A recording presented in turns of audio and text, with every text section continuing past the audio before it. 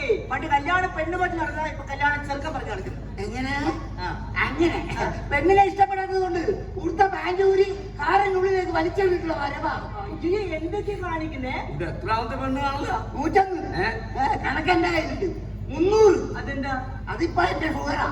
ഒരു ദിവസം 2 ലഡു വീതം 6 7 വീട്ടിൽ നിന്ന് കഴിച്ച് ഷുഗർ ഇപ്പൊ 300. ഇവന്റെ എത്രയെന്ന് എനിക്കറിയില്ല. ഇങ്ങനെ പോയാല് മകന്റെ കല്യാണത്തിന് പാൽപ്പായസം വെക്കുമ്പോ എന്നെ പിഴിഞ്ഞെടുത്താ മതി. 399. അതെന്താ? അത് ഞാൻ ഇവന് വേണ്ടി നടന്നതായ ചെരുപ്പിന്റെ വിലയാ. അത് ഞങ്ങൾ തരണോ? തന്നാലും ഞാനൊരു ഡോക്ടറാണെന്ന് പറഞ്ഞിട്ട് പോലും ചൈനയിൽ പഠിച്ച ഡോക്ടറല്ലേ? ഡ്യൂപ്ലിക്കേറ്റാ.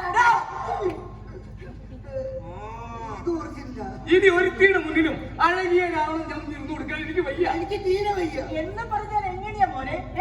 പറഞ്ഞാ ഒരുത്തരം വിശ്വസിക്കില്ല. കേരളത്തിൽ പെണ്ണിനെ കിട്ടാനില്ലെന്നേ. വെട്ടി കല്ല് തീർത്തപ്പോ സിമന്റ് കട്ട ഉണ്ടാക്കിയില്ലേ? വാരി പൂഴി തീർത്തപ്പോ നമ്മൾ സാധനം പീസ് വറക്കി. ആദ്യം പെണ്ണില്ലാതായി പകരം ഒന്നിനെ ഇറക്കാൻ ചൈനക്കാർക്ക് പോലും പറ്റില്ല. വിവരക്കേട് പറയല്ലേ എങ്ങനെ? ചൈനക്കാരത് എപ്പോഴേ ഇറക്കി കഴിഞ്ഞു. നിങ്ങളുടെ അതേ രൂപത്തിലുള്ള അതേ ശബ്ദത്തിൽ സംസാരിക്കുന്ന യന്ത്രമനുഷ്യൻ പണമടച്ച് ബുക്ക് ചെയ്താൽ മതി, വീട്ടിലെത്തും. സത്യമായിട്ടും? സത്യം. തിരിച്ചറിയില്ല? ഇല്ല. ഈ സിനിമയിലെ ശ്വേതാമേനോൻ അതുപോലെ ഒരെണ്ണത്തിനെ സംഘടിപ്പിക്കണമെന്ന് തോന്നിയാൽ പ്രൊഫൈൽ ഫോട്ടോയും വീഡിയോയും കൊടുത്താൽ മതി. ഏത് കിളവന്റെ കിടപ്പറയിലും ഡ്യൂപ്ലിക്കേറ്റ് ചെയ്താമേനോട്. സത്യം. ഇനി കേൾക്കണം, അച്ഛൻ ഇപ്പൊ അങ്ങനെയുള്ള ഒരു കമ്പനിയുടെ സെക്യൂരിറ്റി ഇൻചാർജാ.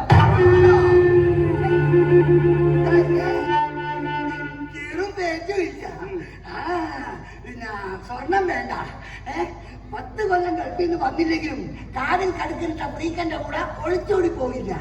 അമ്മയ്യൊക്കെ പോരില്ല, കഴിക്കാൻ കൊടുക്കണ്ട, കക്കൂസിന് പോകണ്ട. പിന്നെ പെണ്ണ് കാണാൻ ചെല്ലുമ്പോ എത്ര വരെ പഠിച്ചു, സർക്കാർ ഉദ്യോഗസ്ഥനാണോ എന്നൊന്നും ചോദിക്കില്ല. മിക്കവാറും കേരളത്തിലെ പെണ്ണ് കിട്ടാത്ത ചെറുപ്പക്കാർ ആ വഴിക്ക് തിരിയാനാണ് സാധ്യത. പക്ഷെ എനിക്കങ്ങോട്ട് വിശ്വസിക്കാൻ പറ്റുന്നില്ല. വിശ്വസിക്കണം.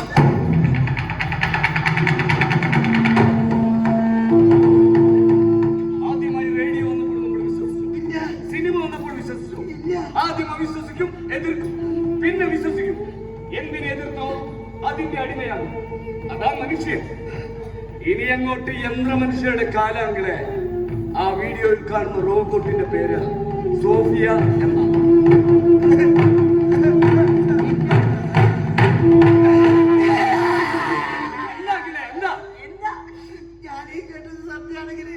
ചത്തുപോയ എന്റെ ഭാര്യ ദാക്ഷായണിയുടെ ഒരു ഫോട്ടോ എടുത്ത് വെക്കാൻ പറ്റിയിരുന്നെങ്കിൽ ഇതുപോലെ എന്റെ വീട്ടിലുണ്ടാകും. അങ്ങനെ ഏത് യന്ത്രം വന്നാലും പുരുഷൻ കുതിക്കുന്ന പെണ്ണാകില്ല. അങ്ങനെ എന്റെ അച്ഛനോടും അമ്മയോടും പറയണം, എനിക്ക് ഇഷ്ടമാണ്. അത് വേറെ ഇഷ്ടമല്ല, ഒരുതരം ഭ്രാന്ത എനിക്ക് അവളോട്. അവളെ എനിക്ക് വേണം.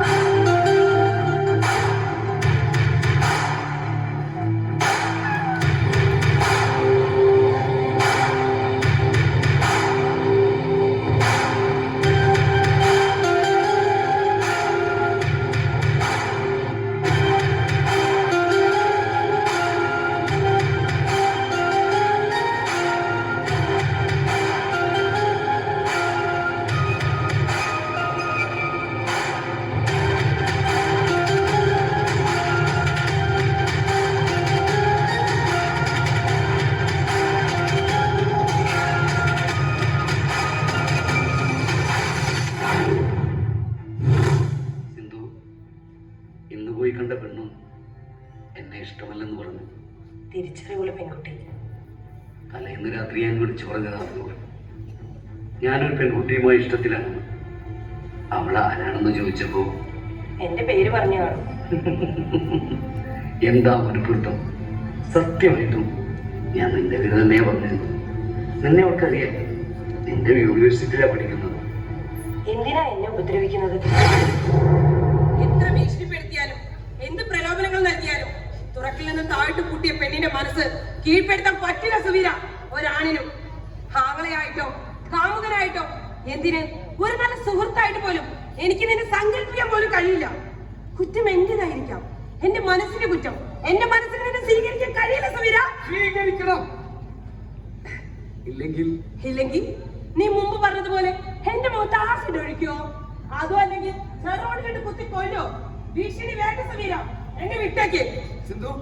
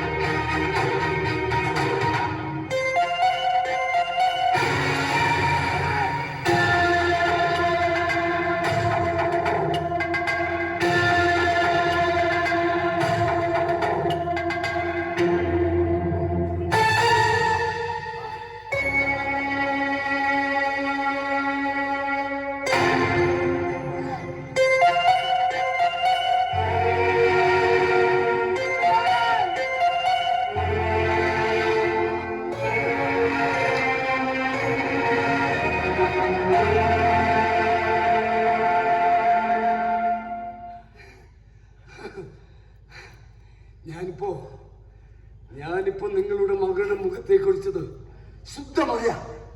ശുദ്ധമായ പനിനീര. ഇനിയും അവൾ എന്നെ അനുസരിച്ചില്ലെങ്കിൽ പിന്നെ ഒഴിക്കുന്നത് ആയിരിക്കും.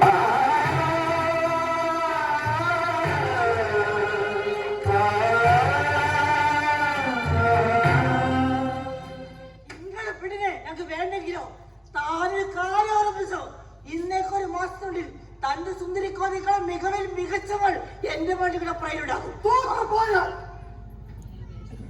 ഈ ബംഗ്ലാവും എന്റെ സകല സമ്പാദ്യങ്ങളും നിന്റെ പേരിൽ ഞാൻ എഴുതി തരും. ഇത് ഞങ്ങളുടെ പന്തയം.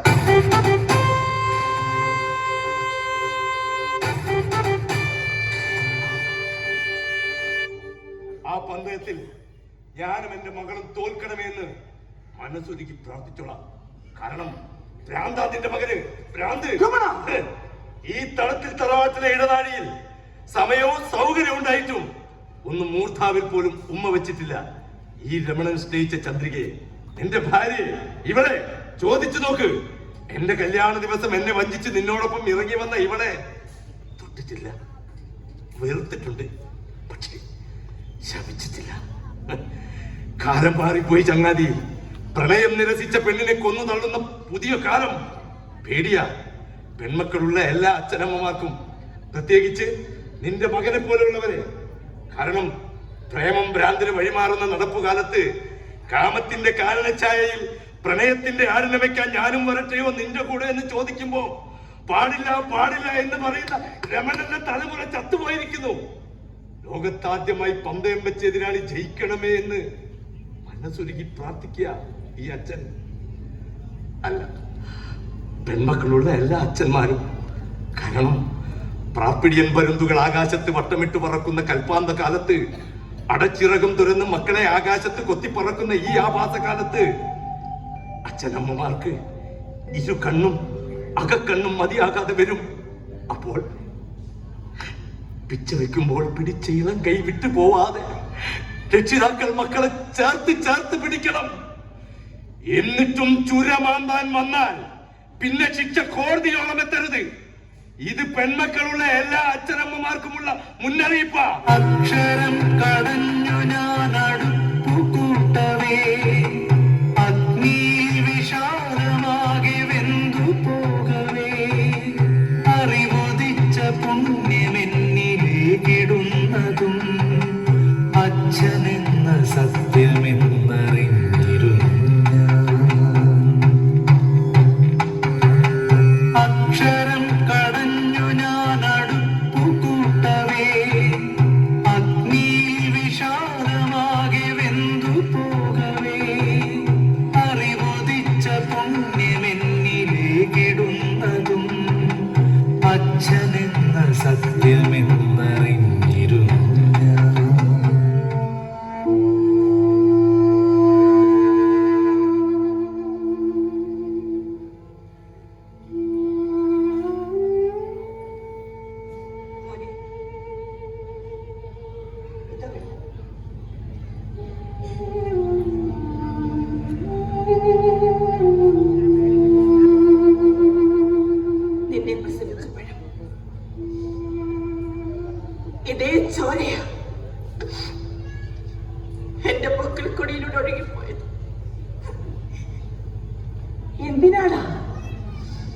എന്തിനാ നീ ഇങ്ങനെ കണ്ടവരോട് തല്ലി പേടിക്കുന്നത്? മോനെ, ഒരമ്മയ്ക്കും മക്കളുടെ ചോര കാണാൻ കഴിയും. ചന്ദ്രികേ, നിന്റെ രമണന എന്നെ അടിച്ചത്. പണ്ട് രമണനെ തേച്ചിട്ട് പോയ ചന്ദ്രികെ, പ്രണയത്തിന് ഡിക്ഷണറിയിൽ ഇല്ലാത്തൊരു വാക്കുണ്ട്, ഭ്രാന്ത്.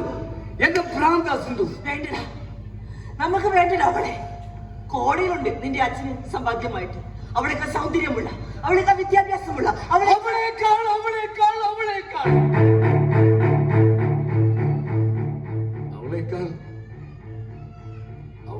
അവൾ മാത്രമല്ലേ ഉള്ളൂ അമ്മേ. ഒന്നുകിൽ എനിക്ക്, അല്ലെങ്കിൽ കാലത്തിനൊരു കാവ്യനീതി ഉണ്ട് അമ്മേ.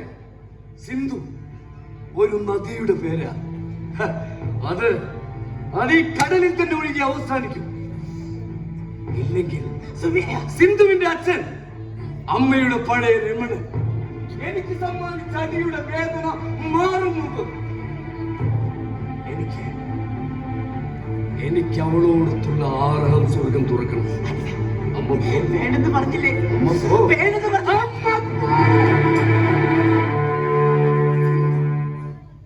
എനിക്ക് അവളോടത്തുള്ള 6ാം സ്വർഗം